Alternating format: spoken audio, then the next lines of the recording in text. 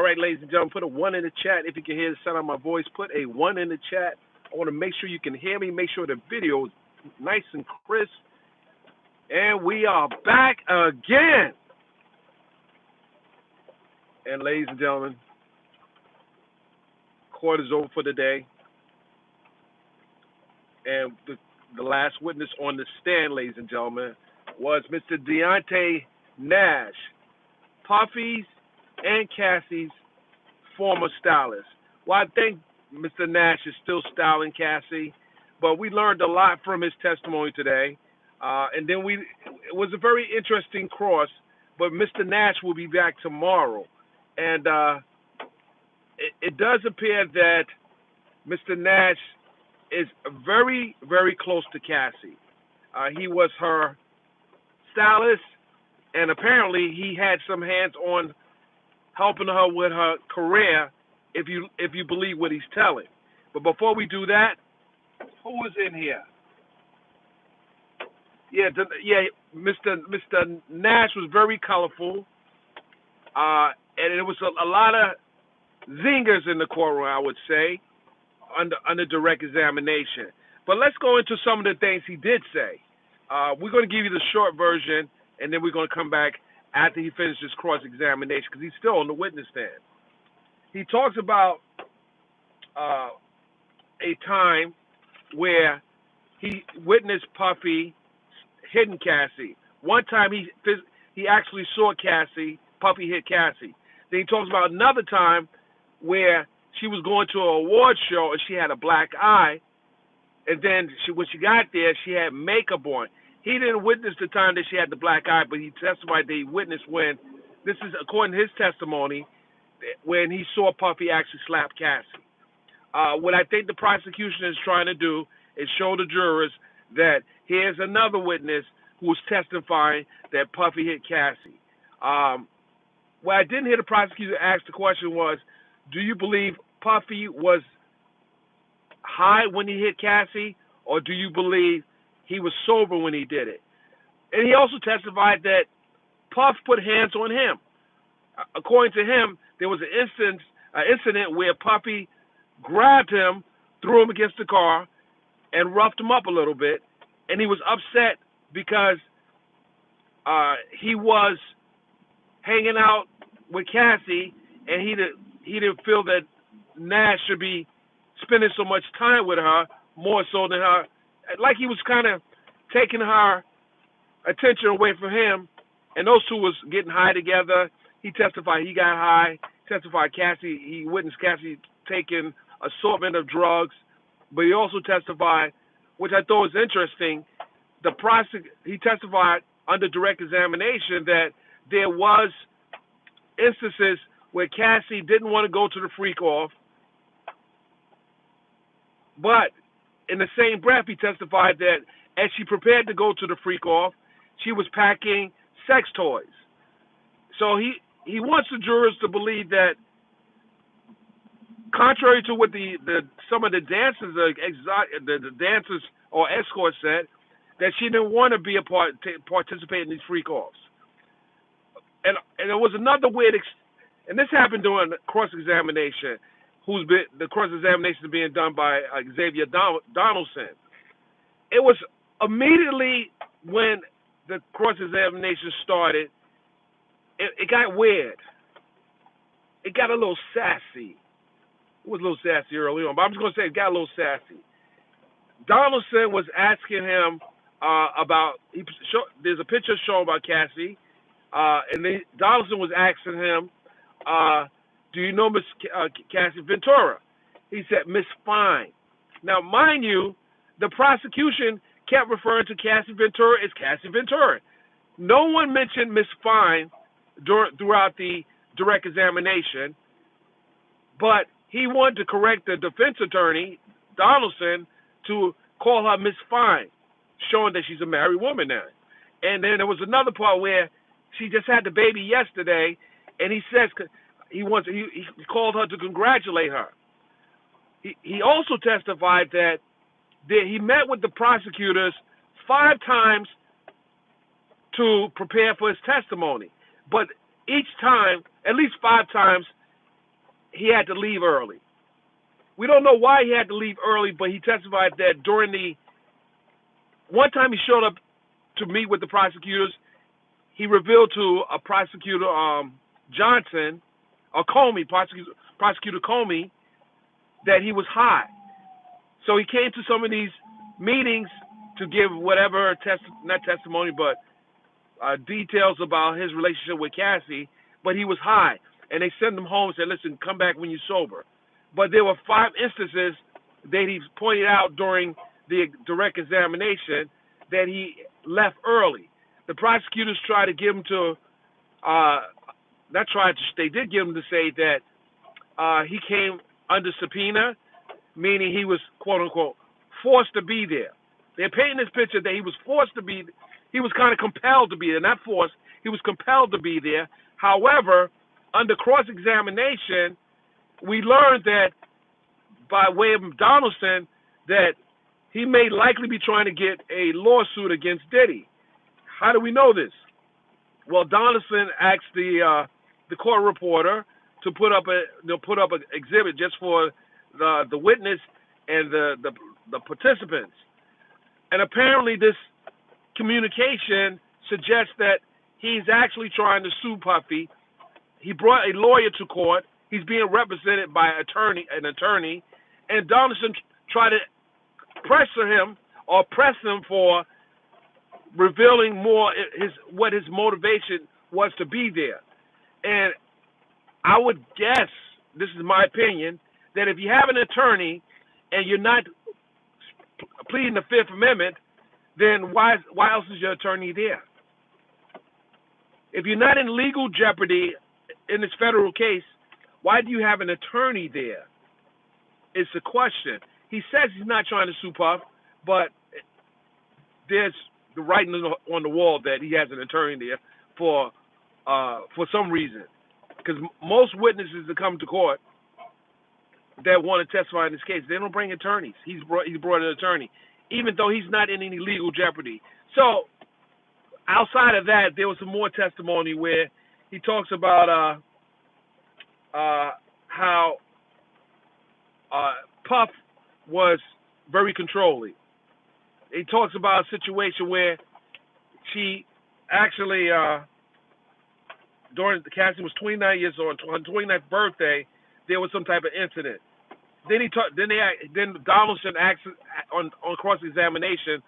Donaldson asked him about this is actually on direct. Asked him about some of the producers that Cassie would work with, and one producer in particular named Rob Holiday. He refers to Rob Holiday. You guys Google who Rob Holiday is. He refers to him as a low-budget producer. So Donaldson pressed him, why do you think he's a low-budget producer? What gives you the experience as a celebrity stylist?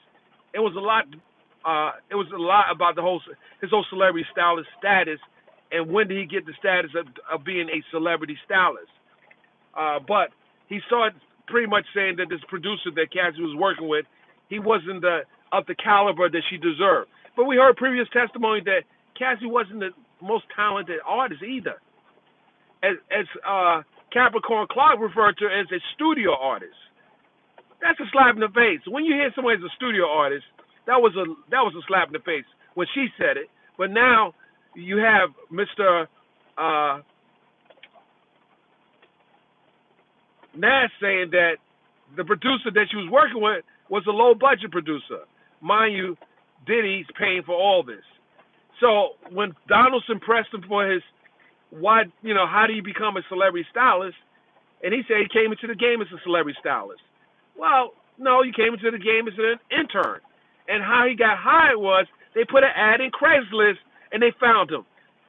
You're putting an ad in Craigslist to find a stylist for Cassie. That was hilarious for me. Like, typically you get referrals in this business to be a celebrity stylist by way of your work. But he got hired as an intern to do styling for Cassie. So Puff really wasn't trying to throw the big bucks behind Cassie because Misa is a stylist and there are other stylists. And he was trying to say that he was Puffy's stylist, but I know personally that Groovy Lou is Puffy's real stylist, but he was trying to insinuate that he was Puffy's stylist, but he really wasn't the stylist that Puffy used for many years, because he only even started working with Puffy in the mid 2000s. Groovy Lou's been Puffy's stylist for a while, but Donaldson kept pressing him to talk about some of the other people that he actually worked with. So it was Puffy and Cassie. Those were his celebrity clients. Well, Puffy hired you. He hired you. You may did some light styling. You know, they didn't go into great details about how much styling he did for a Puff, but he was primarily Cassie's stylist. And there were instances where Puffy was not happy about how he was styling Cassie. And it got so bad that it was one time where Cassie had her hair up, and Puffy thought her hair should be down. Donaldson was very smart to point out that it was Puffy and not the stylist who came up with the Cassie haircut. Y'all know the famous cut where she had part of her hair was bald, and so Puffy came up with that idea, not the stylist. But this guy was kind of projecting himself as bigger than life. And not to say the guy's not good, but they put up some demonstrous evidence that some of the stuff that he picked for Cassie looked cheesy. So he wasn't the stylist of stylists, and Donaldson was able to pull that out. While he came to court, I'm a celebrity stylist. I did the styling for Cassie, and he wasn't talking too much about what he did for Puffy. But then Donaldson was pressing him for talk about some other people that you worked with, because primarily there were stylists for other artists under the Bad Boys label. So Puffy find this guy on Craigslist and say you do styling for Cassie. I said, wait a minute, Puff, what are you doing? Like, you knew you wasn't throwing good money into bad money. He wasn't trying to do that. But the guy was able to act as Cassie's assistant as well, and it was just a lot of back and forth. And he didn't really want to talk to the Donaldson, and it was a point during the cross-examination that he asked the judge, this is Nash, Your Honor, can I take a break? I go to the bathroom. Mind you, the guy wasn't going to stand that long, but it was because Donaldson was pressing him to ask certain questions. Some would say that the cross-examination wasn't top-notch, but I would say that he was getting to a point where he was getting under Nash's skin. And that's always a good thing when you cross-examine a witness who comes in so absolute, giving such certain testimony and a matter-of-fact type testimony. But it also appeared that he was trying to get a shine on, because he was trying to be funny. He was trying to be, cute. But I was watching that, and I was watching how he was being very cooperative and friendly to the prosecution. Mind you, the prosecution made it appear that because he was subpoenaed, that was the only reason why he was there. But I would argue that he was much nicer to the prosecution than the defense. So if you don't want to be there, you don't want to be there because you want to protect Puff, or you want to protect Cassie, or you want to protect yourself. It didn't give me that I don't want to be a cooperative witness for the government, especially when he went on immediately he was on the defense when Donaldson started cross-examining. You could feel that he was in a very uncomfortable position. But he's back on stand tomorrow. And let's see what else he had said with his testimony. And during one of the instances of alleged assault against Cassie, he said he told KK about the assault, and she apparently told him she'll handle it. So my guess is that she's probably going to be a hostile witness when she takes the stand. She's probably going to be a hostile witness. She might take the fifth. She has lawsuits out there. But he's the second person that testified that KK was told about the abuse. You remember Kaplan, the assistant, also told the ladies and gentlemen, the jurors, that he told KK as well. and they're saying KK was his right hand, but Puff had a few people that was in his inner circle that he could have communicated with. But again, I digress. Let's look at some more testimony. It's a lot of testimony here. Hold on.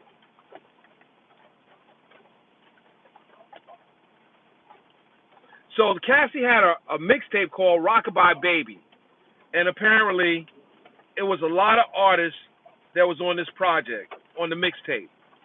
It didn't get released, but it had multiple artists on it, and I guess that was Donaldson was trying to show the ladies and gentlemen, the jurors, that Puff tried to put other artists to work with Cassie to push her career out there. However, it wasn't enough. It wasn't enough. They needed more. So, I mean, the line of the cross-examination, they got to hammer it home that Puff was trying to work with her, but she wasn't putting out. She wasn't putting out. But then he also testified under direct examination. The prosecutor asked him, what were some of the names he called Cassie? He said he called her Cass. He called her bitch. He called her slut. So he said he called her a lot of different names. And so she said, and how did he say it? He said almost like a matter of fact. It was like, well, these are some of the pet names he used for her. And I'm paraphrasing, but these are some of the names that he wanted the jurors, or she wanted the jurors to hear how Puffy berated her. And she asked, how did Cassie feel when Puff was calling her these names? Well, I said for Cassie started crying to him. She wasn't happy about it. She was hurt. She was just feeling bad. I mean, this is,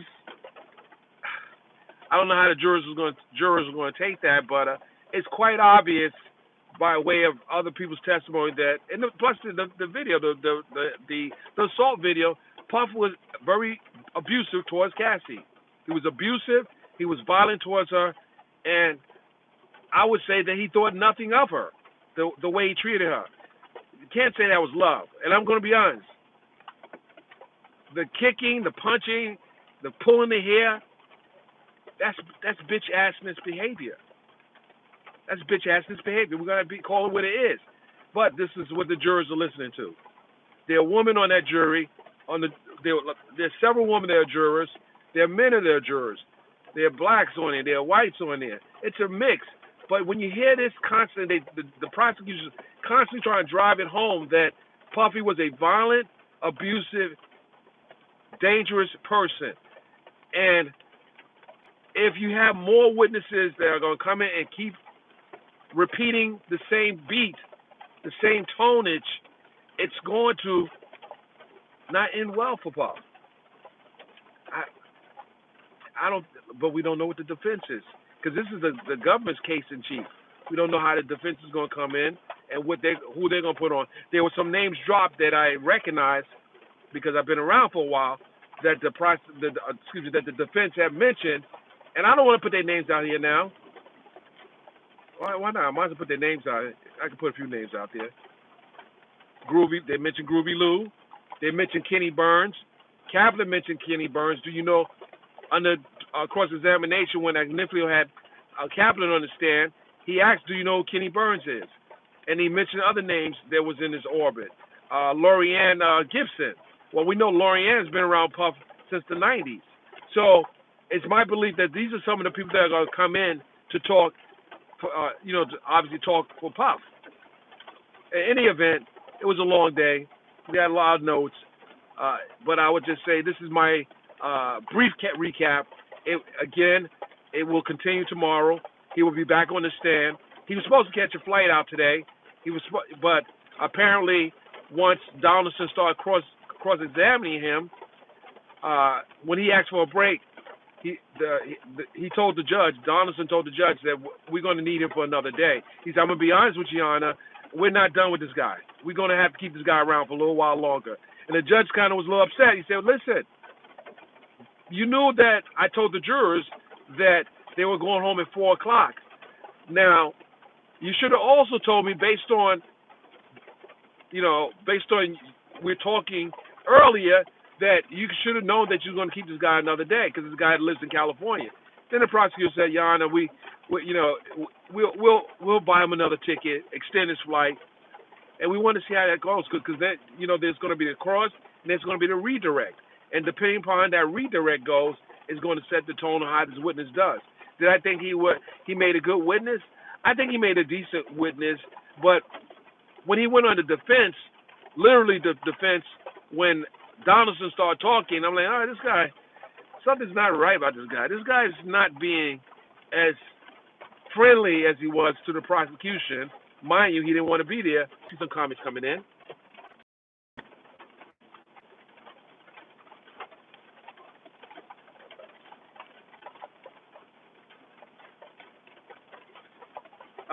Let me say this. Since someone asked, I'll see a few questions. I'm going to answer the last question. Cheryl Juliet asked, how would you characterize Puffy's comportment today? Comportment. Maybe you might want to pick another word, but I would say Puff has been very attentive to everything that's happening. Every time there's a question being asked by either the prosecution's attorneys or the defense, when the witness is testifying, he's always paying attention. He's passing notes. He'll pass the note to Igniflio, and Igniflio will pass it to, well, in this case, when Donaldson was doing the cross, he would pass it to Donaldson. So let me say this. He's the unlicensed attorney on this case. He's definitely a part of this case. He's locked in.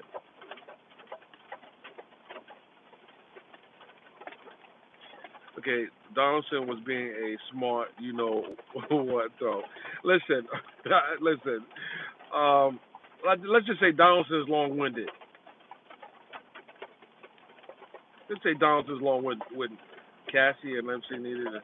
All right, guys, if you want your comments to be, you want to send me a message, listen, hit the super chat so I can see what kind of questions you guys have, because there's so much. You can ask me any questions today. I was in the courtroom, and let me say something. That person's not going to tell you guys, but I actually went in the courtroom today. I sat on the media side with my regular credentials I use everywhere around the country. I didn't get no special credentials. I was there, had a seat. I was actually sitting behind you-know-who. Literally behind. Looking at that kitchen. Her kitchen was blocking my... You know what the term kitchen mean, right? Some of you may be too young. But her kitchen was blocking my view. But I sat right behind her.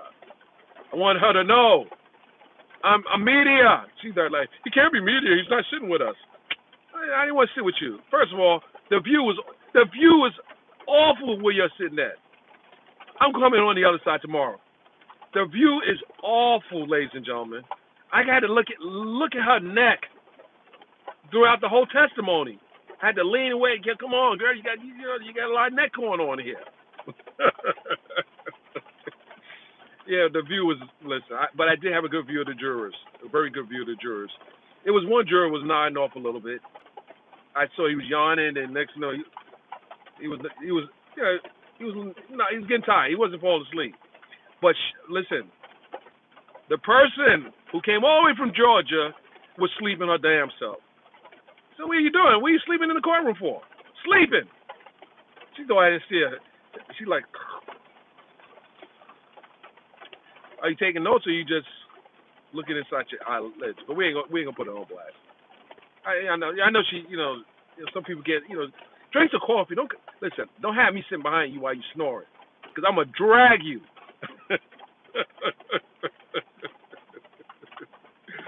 That wasn't boring. Listen, was it boring? It was nothing boring. Nothing boring about a case like this. Nothing's boring about a case like this.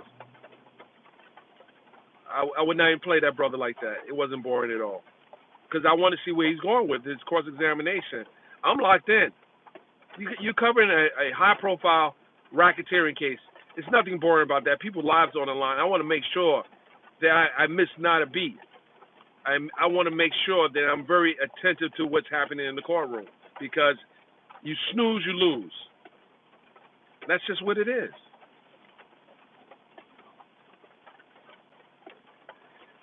I think she was playing tic-tac-toe. I don't know if she was taking notes, because I I saw like two lines coming down, and I saw two lines going across. So I don't know if she was taking. Maybe she was doing Chinese writing. I don't know, but I digress. But yeah. So that's pretty much. It's a lot happened. It's a lot to happen with the prosecution asking. The prosecution was essentially staying on beat, asking about what what he saw as it relates to Cassie. How do you treat her? It was doom and gloom. It was so bad, but I'm sure when the defense have their opportunity, shout out to Cassie, just had a baby yesterday. They're gonna show Puffy in a different light.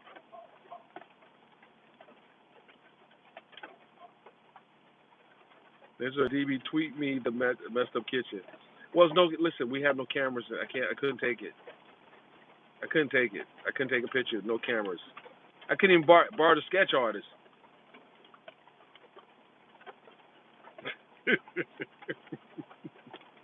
She ain't gonna tell you. Listen, today. What the hell are you doing, this guy? What are you doing? This guy went the wrong. Oh, I'm sorry, guys. I'm acting like I'm a traffic cop. He's coming up the wrong way. Oh, okay. Nah, listen, it's not about that person. I don't want to, but new people that are here, they probably don't know who I'm talking about, and I think it's best to leave it like that.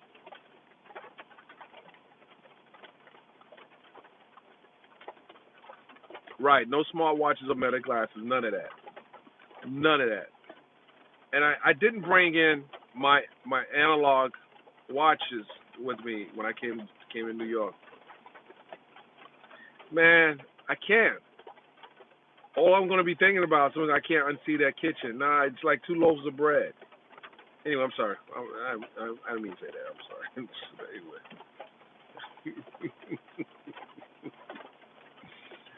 Oh, man. I ain't going to troll her today. I'm not going to troll her. I ain't going to troll her. She did try to stretch. She tried to do the whole let's get physical. She wanted to be Jane Fonda so bad. She wanted to be Jane Fonda so bad. Let's get physical. Girl, you don't sit your behind down. Let's get physical. She wouldn't start stretching in front of me. I'm like, girl, don't do that. Where's the Hell's Kitchen? Oh, my God. Not Hell's Kitchen. Oh, my God. Oh man, I had to debunk that person. But let's stick back. Let's stay with the case now, guys. Let's stay with the case. See, Alexander. See. I didn't even say the person's name. You did it. But they'll go say he said her name. You did it, Alexander Williams. You said her name. I didn't say it. You said her name. But we're gonna leave her alone. Come on. Let's go. Let's see here. What are we missing here?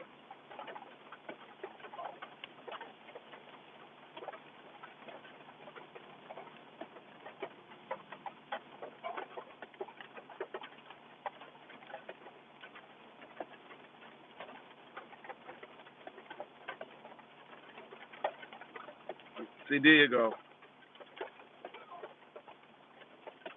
Was Diane? No, Dana didn't come in the court. No, Dana's been outside. He didn't come in the courthouse. And the reason why he didn't come in the courthouse, he has a lot of equipment. He's getting footage. He's getting a lot of video footage. He realizes that content is king. He's getting some great stuff. I saw some of the stuff that he got. He's getting stuff that, let's just say, some are not getting because they're inside the courtroom. What I do, I just, I work back and forth. I go inside, I get my arrivals. I got some great stuff. I got stuff on Court TV. I got stuff on TMZ. I got stuff all over the place.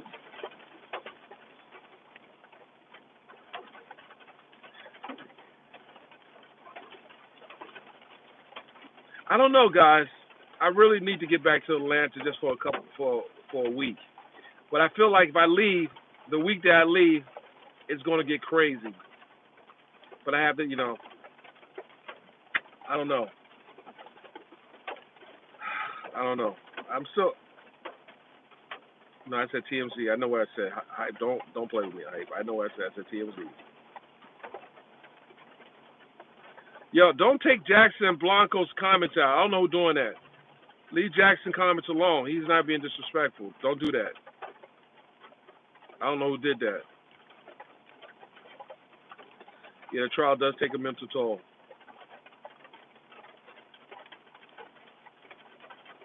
Yeah, Dana has a GoPro. Yep. Someone said, why won't Diddy plead guilty?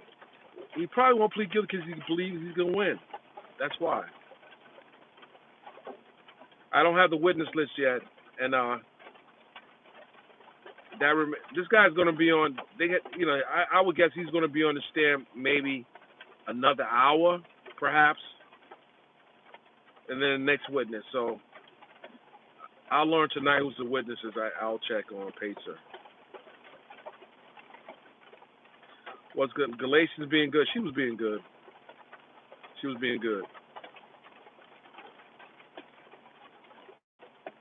Don't ask him about who attended the white parties. And here's the thing. Let me ask you guys a question. You've heard a lot of testimony.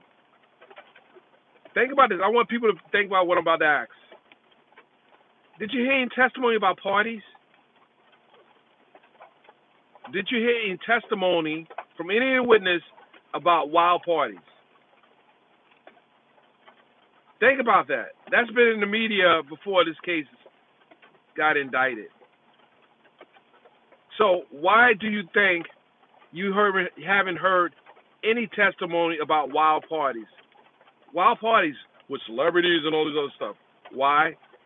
Because there's none. You should ask that question. Why was there baby oil at a press conference? People were believing that there were drugs in the baby oil. The prosecution said that at a press conference without giving any details as to why the baby oil even showed up at the press conference.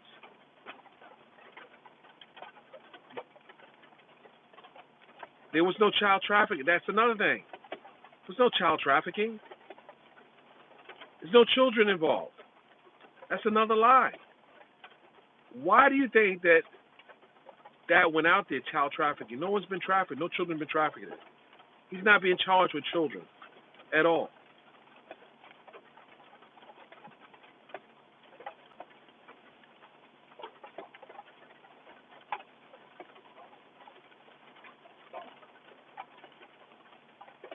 There was no baby oil in the store. Now that could be true. I mean, is that a crime? Is that a crime? Because there was no baby oil in the store. That's not a crime. So Alexander Williams, I'm leading up to that. If these things that I have mentioned are absent, does anyone or is anyone concerned that some of the propaganda that has been put out there has yet to be proven? You should be concerned when you hear propaganda and propaganda being pushed. You should be real concerned.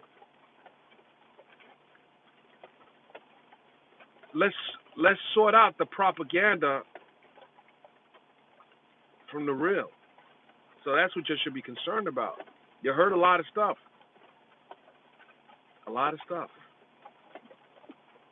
But what has actually been presented as evidence?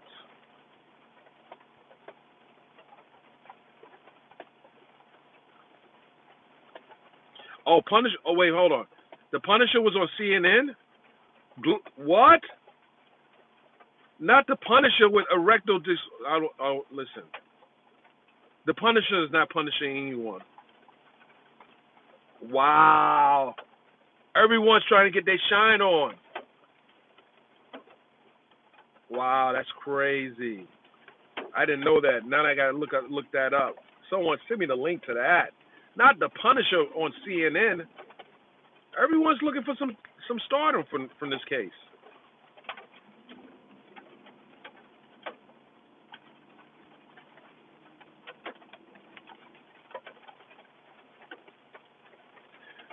So when I say propaganda, propaganda taints the public perception of reality. That's why I said propaganda. There are people still believing there were drugs in the baby oil. Why else would baby oil be so crucial to the prosecution's case? Not because they use oil in their freak offs. That's not criminal. That's not a crime. It's their sexual fantasy. No different than they had sex toys. You didn't put the dildos up or the whatever other sex toys they had, chains and ropes and whips, and you put baby oil to appeal to the mothers who use baby oil for their kids. It sounds so sleazy that baby oil is being used in this manner. Think about it. Think about it. And I'm not defending him, but I'm just saying that, do you need all the extra? Just prove your case. Because there's no crime to own baby oil. There's no crime. He owned baby oil in excess. It's still not a crime. If owning something that is sold in a supermarket or store in excess is a crime, the lie you'd be charged with having excessive toilet paper, excessive paper towels, excessive tuna fish, because I know you got a bunch of tuna fish in your house. I know you put a two in the house if you have more than 3 cans of tuna fish in your cabinet. If you have more than 6 cans of tuna fish in your cabinet, put a two in the chat. Why the hell do you need so much tuna fish with an expiration date of 2020? You know you got a bunch of tuna fish in the house. Some of you got a bunch of cans of pork and beans and franks, or pork and beans. But my point is, it's no crime to have something in your house that is sold in the store in excess. Could add cases of baby oil. What the freak does it matter? What does it freaking matter? No, I'm asking questions. I'm doing critical thinking. That's critical thinking, Frank Drake. It's not defending. It has to make sense.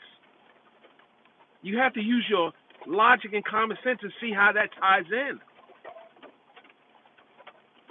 Just think. It's not that hard. You have to apply critical thinking. Why is this so significant with baby oil? Was he throwing baby oil? No, this so, I don't know. Maybe Frank, you may be a young person. I don't know. Anyway, for the babies, it's unusual to have that much oil in your house. Says who?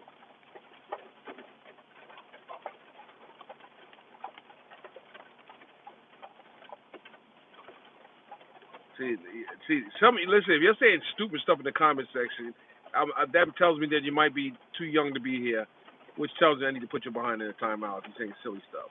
I don't do silly stuff. I'm putting you in a timeout. I did a timeout. I'm going to put you in a 10-minute timeout. This grown folk conversation.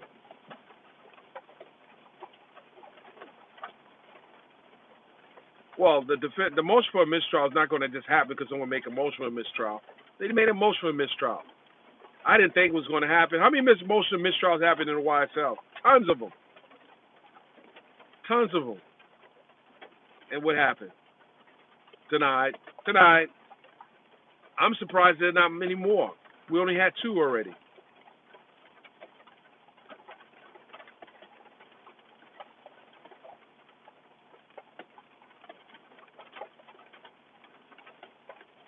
Okay, so we can put you in timeout. Stupid question. Put you in the timeout. Okay, you out of here. Now you're in a timeout. You can't even text him. You can't even put a comment in there. Silly rabbit. Right. Multiple mistrial. They don't get